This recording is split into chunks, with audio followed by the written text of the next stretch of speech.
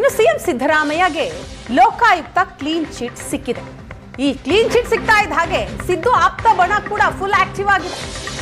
CM ಬದಲಾವಣೆ ಪ್ರಶ್ನೆಯೇ ಇಲ್ಲ ಅಂತ ಸಚಿವರು ಪುನರುಚ್ಚರಿಸ್ತಾ ಇದ್ದಾರೆ. ಮತ್ತೆ ಸಿದ್ದರಾಮಯ್ಯ ಪರ ಬ್ಯಾಟ್ ಬೀಸಿದ್ದಾರೆ ಸಚಿವ ಡಾಕ್ಟರ್ ಎಚ್.ಸಿ. ಮಹದೇವಪ್ಪ. ಒಂದು ಕಡೆ ಲೋಕಾಯುಕ್ತದಿಂದ ಸಿದ್ದರಾಮಯ್ಯಗೆ ಕ್ಲೀನ್ ಚಿಟ್ ಸಿಕ್ಕಿದೆ.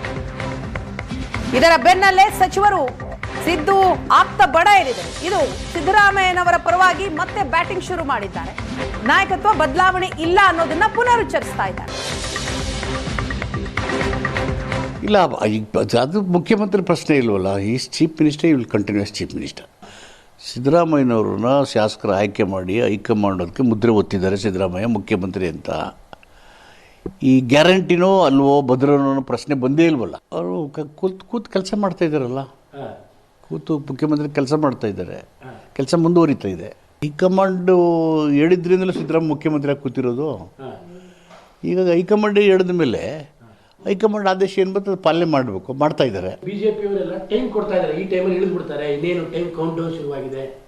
ಅದೇ ಆನೆ ಹೋಗ್ತಾ ಇತ್ತು, ನರಿ ನೋಡ್ತಾ ಇತ್ತು ಕೆಳಗಡೆ, ಆನೆದು ಬಿಡಲಿಲ್ಲ, ನರಿ ತಿನ್ನಲಿಲ್ಲ, ಆ ಥರ ಅವ್ರ ಕತೆ. ಈ ಘಟನೆ ಪ್ರಾರಂಭ ಆದಾಗ ವಿರೋಧ ಪಕ್ಷಗಳು ಇದನ್ನು ರಾಜಕೀಯವಾಗಿ ಬಳಸ್ಕೊಂಡ್ರು. ಸಂತೋಷ, ಬಿ ರಿಪೋರ್ಟ್ ಆಗಿದೆ ಅಂತ ಹೇಳ್ತಾ ಇದ್ದೀರಿ.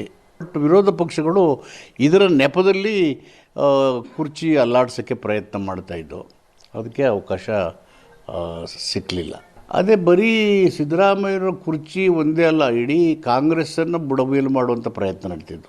ಪಾರ್ಟಿ ಆಸ್ ಗೌರ್ಮೆಂಟ್ ಡಿಸ್ಟೆಬಿಲೈಸ್ ಮಾಡುವಂಥ ರಾಜಕೀಯ ಪಿತೂರಿಗೋಸ್ಕರ ನಡೆದಂಥ ಒಂದು ಘಟನೆ ಇದು. ಅವರು ಗಟ್ಟಿಗೆ ಇದ್ದಾರೆ. ಈ ಘಟನೆಯಿಂದ ಏನು ವಿಚಲಿತರಾಗಿಲ್ಲ, ಯಾಕೆಂದ್ರೆ ಅಲ್ಲಿ ಏನೂ ಇಲ್ವಲ್ವಲ್ಲ, ಅಲ್ಲಿ ಏನೂ ಇಲ್ಲ, ನಮ್ಮ ಪಾತ್ರ ಇಲ್ಲ ಎಂದು ಸ್ಪಷ್ಟತೆ ಇತ್ತು. ಹೀಗಾಗಿ ಇನ್ನಷ್ಟು ಗಟ್ಟಿಯಾಗೋ ಪ್ರಶ್ನೆ ಇಲ್ವಲ್ಲ, ಗಟ್ಟಿಯಾಗೇ ಇದ್ದಾರೆ. ಇಲ್ಲ, ಅದು ಒಂದು ಸಭೆಗೆ ಯಾರೂ ಬೇಡ ಅಂತ ಹೇಳಲ್ಲ, ಸಭೆ ಮಾಡಬಾರ್ದು ನಿಲ್ಲಿಸ್ಬಿಡಿ ಅಂತ ಯಾರು ಹೇಳಲ್ಲ.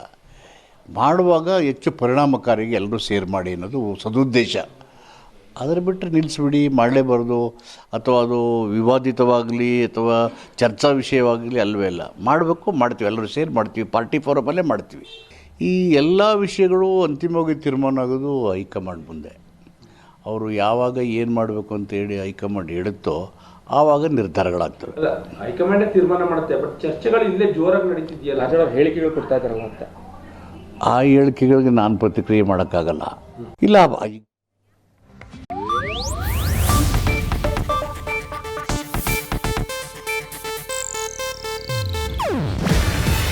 ಇದು ಏಷ್ಯಾನೆಟ್ ನ್ಯೂಸ್ ನೆಟ್ವರ್ಕ್ ಪ್ರಸ್ತುತಿ. ನೀವು ನೋಡ್ತಿದ್ದೀರಾ ಏಷ್ಯಾನೆಟ್ ಸುವರ್ಣ ನ್ಯೂಸ್.